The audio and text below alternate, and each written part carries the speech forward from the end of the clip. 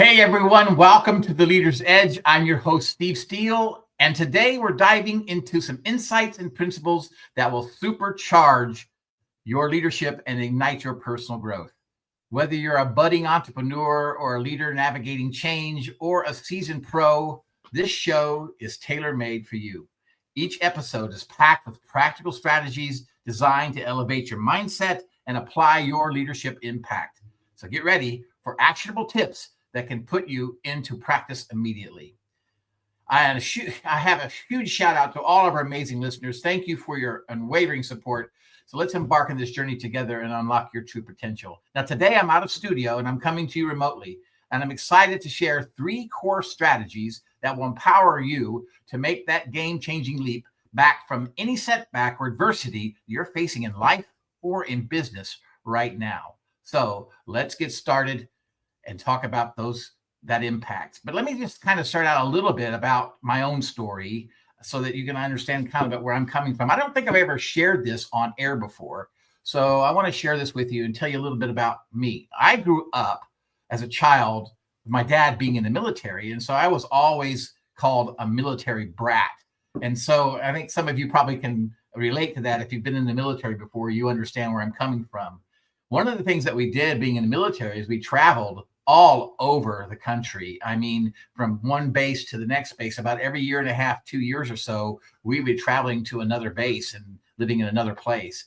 And oftentimes doing that, we were able to really make a lot of good friends. We would have friends and then we'd have to leave and make more friends and leave and so on and so on. And so that was, as a kid growing up, really to have a lot of close friends in your life. I really didn't have that. But what I did have was an amazing dad.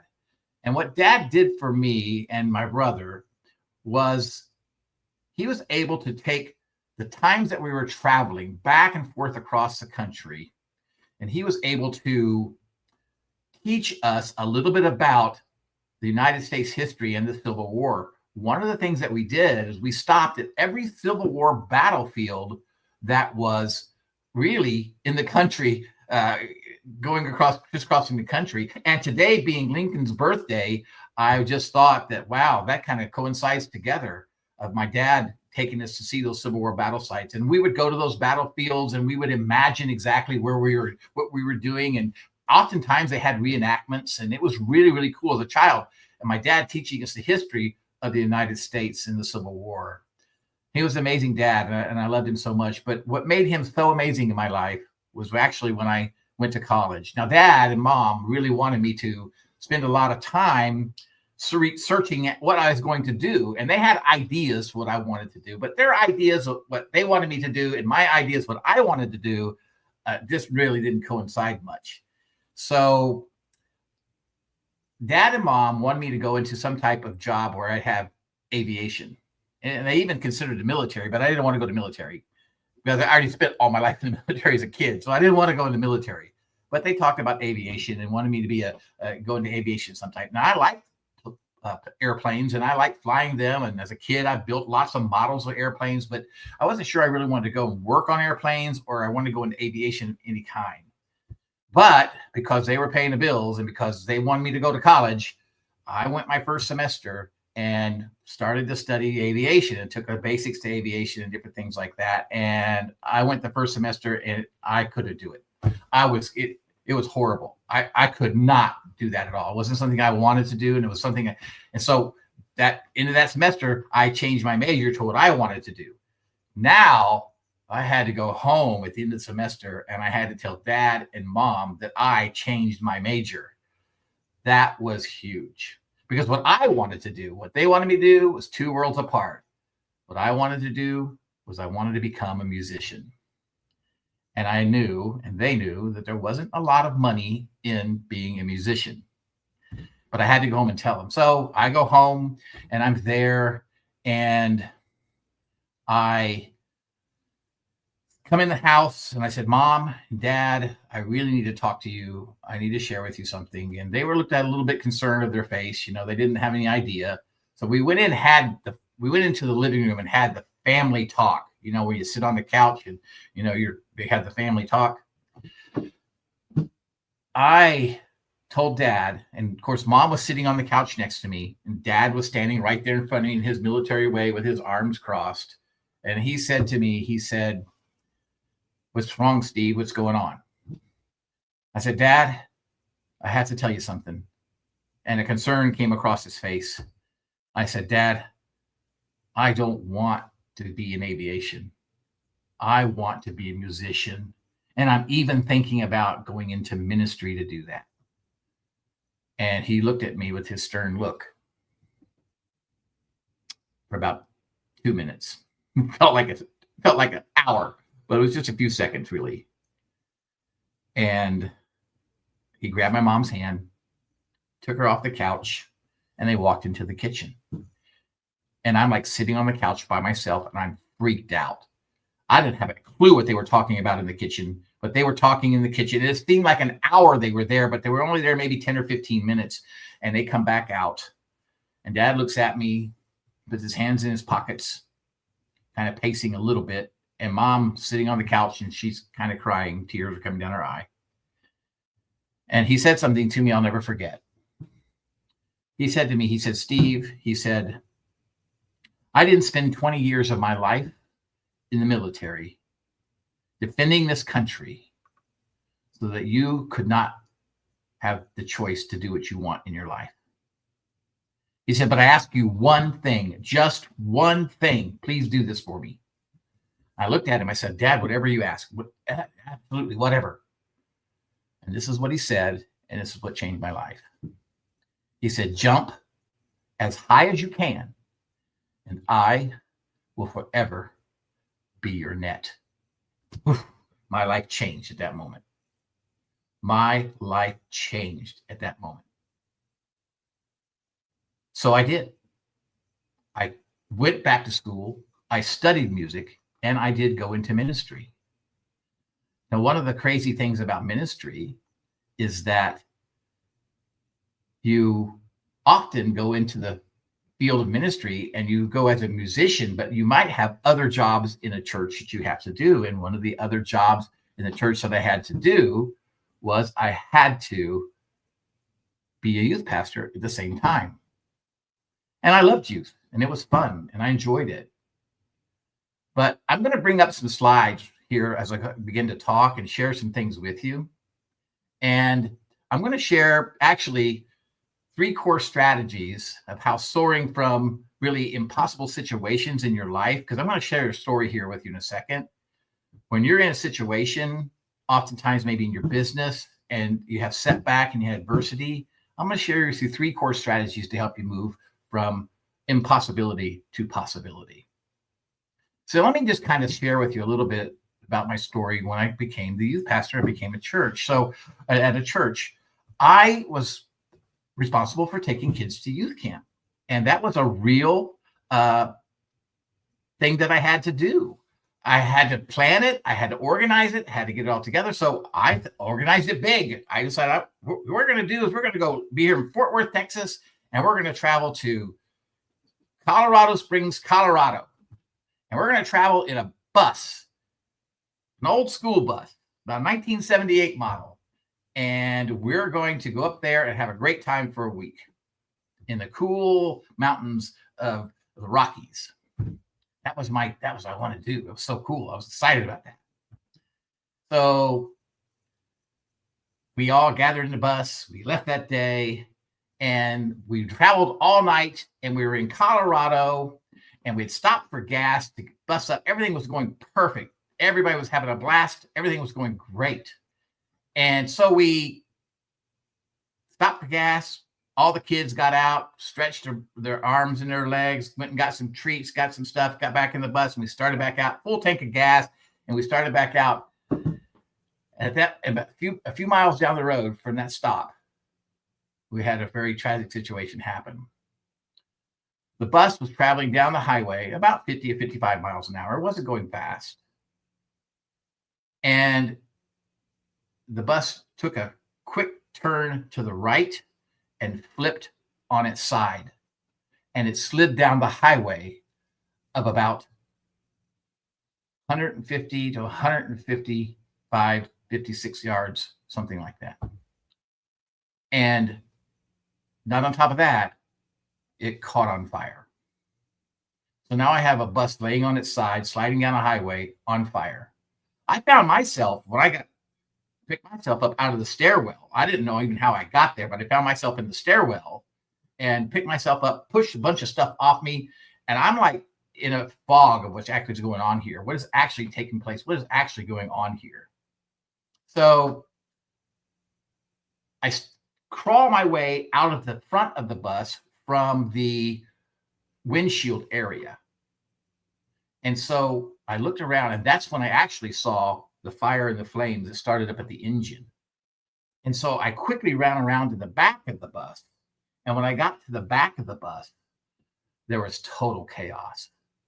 And I'm going to share with you in a few minutes what that was like and a little bit of what took place. But first, I want to show you a few things about what it is as far as perspective is.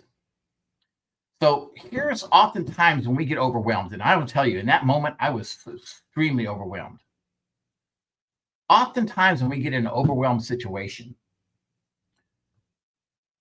we have what is called understanding the limits of silo mentality. All of a sudden you get wrapped in your own head and things begin to happen. Entrepreneurs do this oftentimes when they have struggles in their business. Business leaders do that oftentimes when they have struggles with their teams.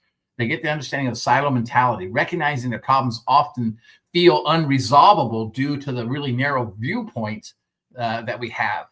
You know, you understand that we actually think about 60 to 70,000 thoughts per day in our head. And when we thought those thoughts in our head, about 80% of those thoughts are negative. And 90% of those thoughts are the thoughts that we thought the day before that, and the day before that, and the day before that. And we often wonder why we get ourselves into a place where we're stuck, because we've been thinking the same thing over and over and over and over and over again. So we get that silo mentality of, how do I get out of this problem? How do I got this issue with my business, or I got this issue with what's going on in my life. Maybe it's my relationships. Maybe it's money issues, whatever it is. You get in this silo mentality, and all you do is think about that, roll it around your head, and roll it around your head, and roll it around your head. What are some of the important things about having the right perspectives? The importance of seeking help to gain new insights. And that's done often through collaboration. Now I'm going to paraphrase this because I don't remember the exact quote, but Einstein said this: you cannot solve a problem with the same mind you created it with. What does that mean? Well, through collaboration, you can get more thoughts about what you need to do. You can get different ideas. Things begin to happen. Things begin to open up. But oftentimes we get stuck and we want to try to figure it out ourselves, and we can't. So we have to really turn to other people sometimes to help us see different viewpoints, see different ways of getting something done. It doesn't mean you have to accept every viewpoint that everybody says, but you get an idea of different things you have to do. Seeking that help, seeking that guidance, especially through people who have done it before and have walked those steps before. But oftentimes we don't. We get stuck because we're stuck in what we think is right and what we need to do. But I'm going to say to you that through collaboration, you can seek the help of other people. Because you cannot solve that problem with the same mind you created that problem with. It just cannot happen. Now, I will tell you something. This path will not be easy. It will require everything false in you to die, really. It will stretch your nervous system. It will shake your identity. It will burn your comfort zone to ash, because you cannot solve it with the same problem you created it with. It just doesn't work that way. Now, in perspective, I want you to look at this. Look at the picture that's on there on the right. What do you see? Well, you see a lady there. She looks like she may be pregnant, leaning up against a tree. But if I change the perspective and I get a new idea, now what do you see? You see a face. You see somebody who's looking out at you with two eyes, nose, and mouth. And all we did was flip the picture around. It just gave us a different perspective of it. It didn't change the whole fact that we didn't change the picture. We just turned it upside down. So that's a key thing that we need to do to understand how to get out of that silo mentality, is really create a collaboration of new ideas that you can help solve the problem. But if you can, let me just tell you that I heard Ed Milet say this, and I absolutely love it. If you can outlast the temporary and collaborate with others, gain perspective, you will find solutions. But you have to outlast the temporary, that temporary minute of just being overwhelmed. Go collaborate with people. Go gain some perspective. Find some solutions. Because if you do that, you will be able to come up with new ideas. New things will begin to happen. Things will begin to take place. You can try a new tactic, a new way of getting where you need to go. So important. Because what happens is that perspective is power.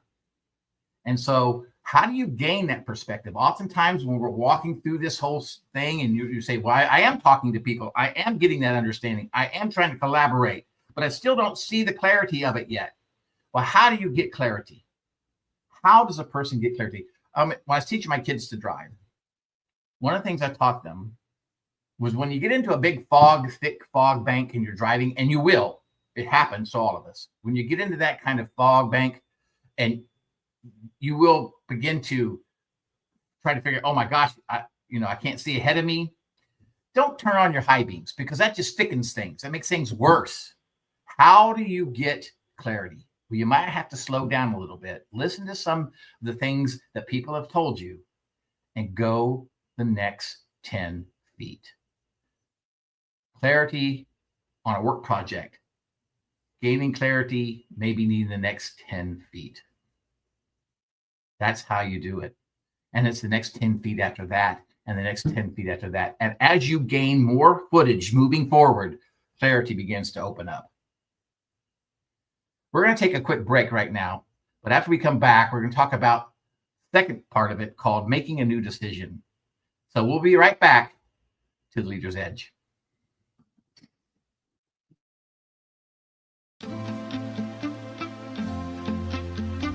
Are you ready to elevate your organization with a team of transformational leaders? Do you want to attract and nurture top talent while enhancing communication and productivity across generations?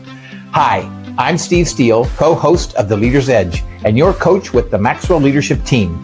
My program equips leaders with essential skills and resources to lead, coach, and communicate effectively, ensuring everyone thrives. With tailored insights and proven strategies, I'm here to help your entire organization succeed. So reach out today at growthinleadership@gmail.com or visit johncmaxwellgroup.com/Steve Steele.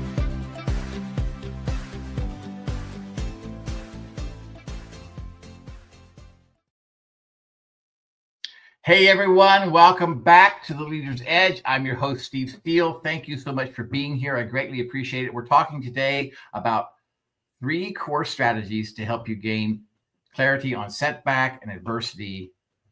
And we talked about the first one being gaining perspective and using collaboration to get new ideas and new solutions. Number 2, next thing you need to do is you need to make a new decision. Now you must realize that that believing what you did before was simply a decision, and that any evidence you have for that fact that it may be true is only because unconsciously you adopted the belief from someone else, usually your parents, life experiences, or traumas that happen in your life. And trust me, I understand about traumas. We're going to get back into that in just a minute. But oftentimes, we form a belief about something. We form a belief about our business that this won't happen because of this situation, or we can't do this because of that situation, or our relationship is, I'll never know if I'm going to have the right relationship I need to have because all the different things that may take place. Those are all beliefs that you have in your life. They're called limiting beliefs, and they're beliefs that you have in your life based on your personality, by your people who brought you up, maybe your program, maybe it's your grandparents, or like I said before, some life experience or traumas. But what you have to do when you're making a new decision, going into gaining a perspective, and now you have to make a new decision.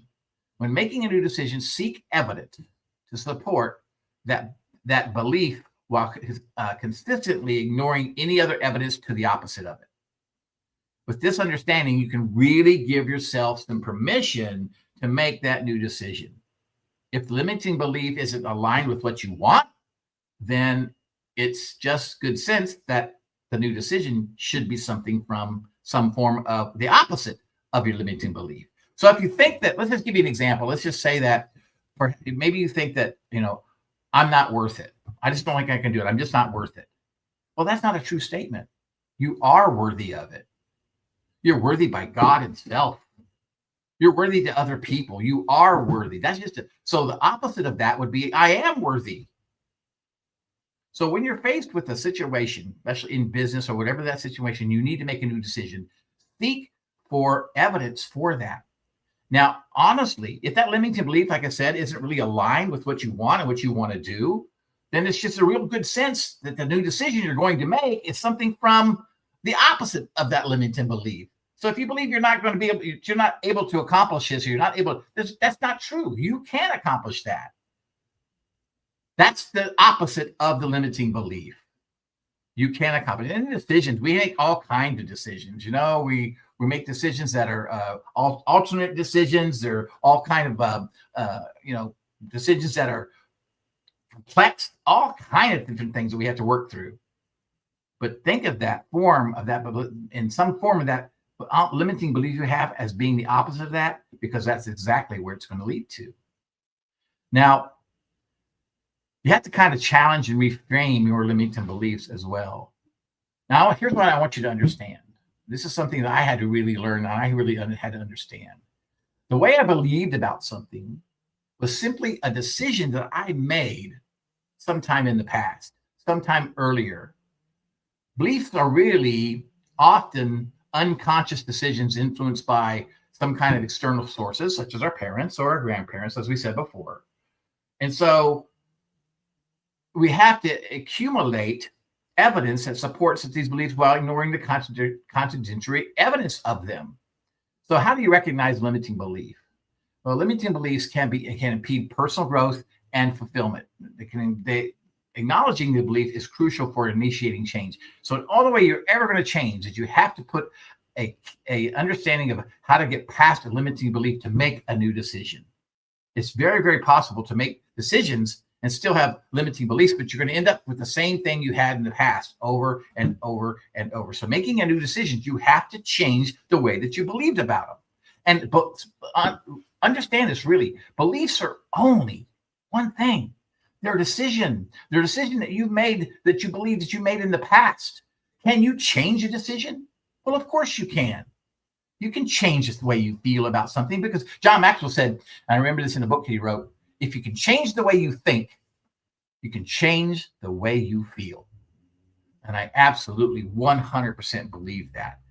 So if you believe that you can't do it, well, Henry Ford said, if the man who can't, the man who can are both right. If you don't believe you can make it, then you won't. But if you change that belief and say, yes, it's possible, and through collaboration, through that new perspective and making a new decision on where I want to go with it, you can change the way you feel about it. You can change the limiting belief that's causing you to feel the way you're feeling. Individuals must be willing to make new decisions that align to their true desires. So you have to find out what that true desire is. Once you understand what that really is and what you really want, you have to make a new decision that aligns with that desire. Change is possible. Even when the evidence appears to contradict new beliefs, this represents a crucial turning point. It really does. You can actually change the way you feel. So beliefs as new decisions. Your new decisions becomes your new belief. So let me give you some examples. If life is unfair, that's a limiting belief, because life is fair. If things never work out for me, then things always work out for me. If you're afraid you might fail, then change your thinking. It's possible to fail. If you're worried about making the right or wrong decision, then there's no such thing as a right or wrong decision. If you constantly think that, you have to think the opposite of what is actually limiting your thinking. There's not enough time to get it all done. Then you think there's plenty of time to get it all done. These are perfectly powerful and appropriate new decisions made. Now, let me kind of take you back a little bit. So let's go back to the bus story. When I got back to the end of the bus, there was total chaos everywhere. I mean, there was gasoline smell.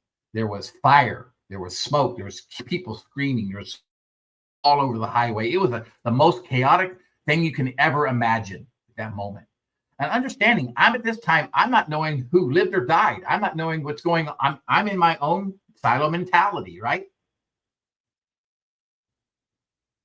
I gathered a few people at the back of the bus, and we all decided we're going to start pulling kids off left and right. So we just started pulling kids off left and right out of the back of the bus, and we're moving as quickly as we can. Kids are just pouring out. And when we think we have everybody out, we don't actually know, because if you understand, when you have a bus laying on its side and it's full of people and it's full of bus cushions and luggage and blankets and everything you can imagine, when it's laying on its side, everything is thrown to this was thrown on the right side. Everything was thrown to the right side of the bus.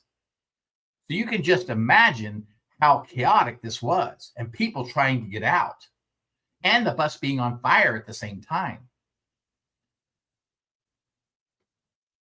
This is an older picture that was taken just a few minutes after the bus accident happened. And this is what we were trying to pull kids out of. When we thought we had everybody out, I looked down the bus, and at the very front of the bus, this little head popped up.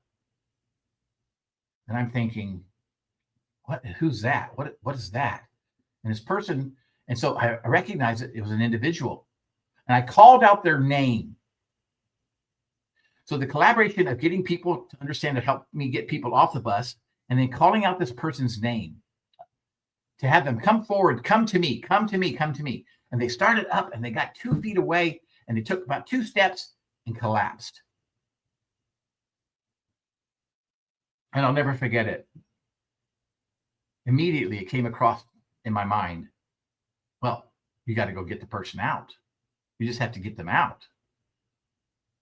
You have to move quickly, and you have to get the person out. So I went in, and you can call that blind faith. You can call that whatever it is. I promise you, it was just a moment of no hesitation, just going to do the right thing. I stepped inside that bus, and I remember walking along the edge of the ceiling of the bus and looking down and seeing the windows. Fortunately, they were all closed because it was a very cool Colorado morning. It was all closed. Fortunately, seeing that. And when I was walking down that corridor on that ceiling, looking at those windows, underneath those windows were red, yellow, blue flames. I knew there was very little time, because this was gasoline that was actually leaking and pouring up underneath the bus. So I pushed up out of the way. I make my way. Finally, after several seconds, I get to the front of the bus, and I grab this person, and they were kind of just knocked silly, kind of, because they had, something hit them in the head or something when the bus turned over, and they were kind of hit silly.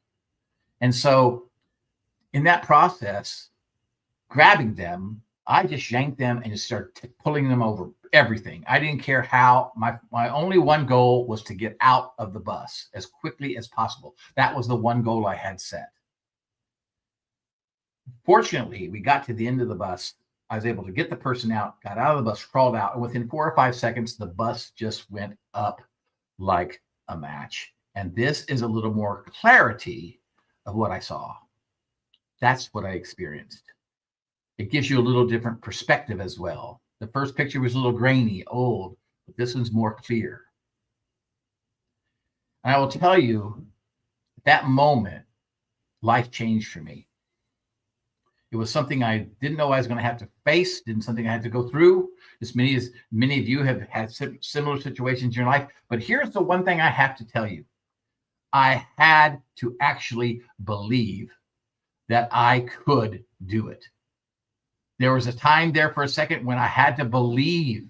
So the third thing I want to share with is you have to actually believe that you can do it, that you can move forward, that you can do whatever you need to do. There has to be a belief. You have to feel it. It has to be in your bones. You have to believe that you can actually accomplish what you're going to accomplish.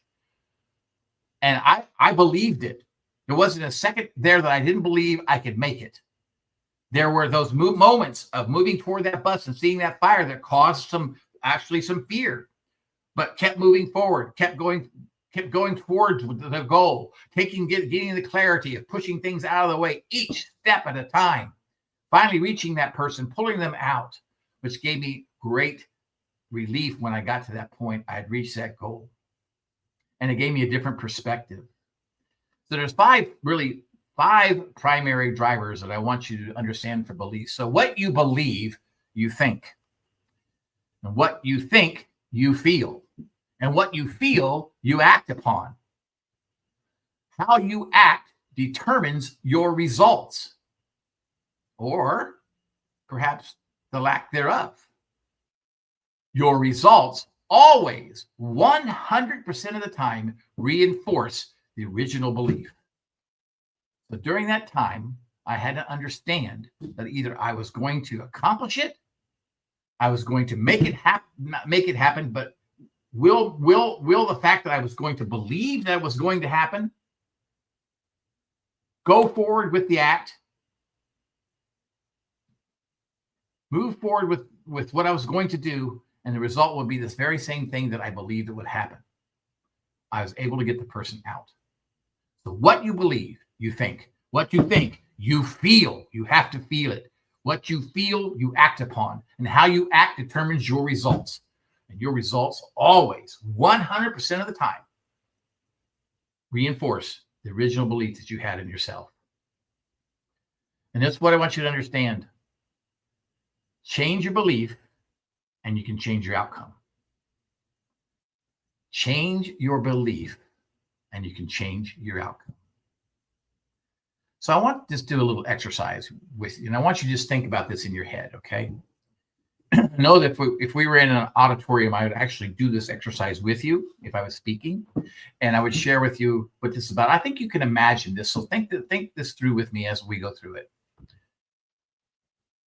Imagine with me that you're in a room, and there's 200 people or 300 or 400 people in the room, and you grab a partner. And you face each other and you look at each other. When you look at each other, you're kind of getting to know each other. You're kind of noticing each other, what each other's wearing and what each other is about, and a little bit about their personality. And then I ask you to turn around back to back. And then I'm going to ask you to do one thing. I want you to change 33 things about yourself. And I'm going to give you 5 seconds. So you could pull out your pocket. You could take off your belt. You could roll up your sleeves. You can maybe pull your pocket out of your pants or something like. Change something that you're what you look like. Take off your glasses, whatever it is, and then turn back around. Make those 33 changes. You're going to look at me. You're going to say, "That's absolutely impossible. That's crazy. You can't do that. I can't make 33 changes just like that. It just doesn't happen." Just okay. And I understand you can't really. That's kind of a big, overwhelming task to do in about 5 seconds. But I'm going to give you 5 seconds more, and I want you to do this. I want you to change one thing. So you make that change. You turn back around and you talk to each other, and you notice what each other's changed. Now I want to ask you to turn around again and make one more change about yourself. And maybe you roll up your sleeves, or you take off your glasses, or whatever the case may be. And you flip back around and you notice that change. Well, I think you understand where I'm getting to. And I'm not going to bore you with taking through 33 steps. But here's what I want you to understand. You can't see step 33 from step 1, but or step 0. You can see step 1 and step 2, but you might not be able to see step 33. So the whole point of this exercise is to understand that you Take those steps, those changes, one step at a time. And that's how clarity becomes in your life. Clarity becomes your life at one step at a time, taking the next 10 feet, however you want to look at it. But you could make 33 changes about yourself if you did it 33 times. And then you say, oh my gosh, at the end of that, we did it. We made 33 changes. Yes, you reached your goal, but you did it one step at a time. And that's how life works. It works at one step at a time. So you can unleash the power of perspective, break free from silo mentality, and see how your circles of people and path changes, your reflection of who you become and what you become. You can actually make that new decision and believe in that new decision that you make. And when you do that, and then you believe it, you embrace the setbacks. Those become as fuel for greatness and unlock the beliefs that really elevate you to your highest potential by taking one step at a time. But I want to tell you something. To make those changes takes work. And it's not something that somebody can do for you. If you're facing adversity, if you're facing setback, it does take work. So I often ask the question to people that I talk to, people I coach, or people when I'm speaking. I ask this question: could it be that the magic that you're looking for in your life is in the work you are avoiding? Could it be the magic that you're looking for is in the work that you are avoiding? Now, let me just tell you something. They often say that after the bus accident was over, and by the way, we lost no life. We had just some very tiny injuries, and I thank God for that every day. But I will tell you this. People will say, oh, Mr. Steele, you're a hero. You went in there and you got those. And they called me Pastor Steve then. And it was Pastor Steve. You went and got that person. And I want to tell you something. There was no being a hero about it. The reason why is because I was the bus driver. So my question to you is, who is the bus driver in your life? Who's driving your bus? And what does that look like? Are you doing the work that you need to do to make the changes in your life, to get new perspective, to make new decisions, and to believe that you can actually accomplish those things? Who is that bus driver in your life? Well, thank you so much for today. I greatly appreciate it. And just as a reminder, you can find The Leader's Edge on Apple Music, Spotify, YouTube, or wherever you listen to your favorite podcasts. And if you find value in these conversations, please subscribe or follow to stay connected with me. I want to say thank you to all of our listeners and friends, because without you, The Leader's Edge would not be possible. And I'm so grateful, so grateful to have you here, and so excited to connect with you next time.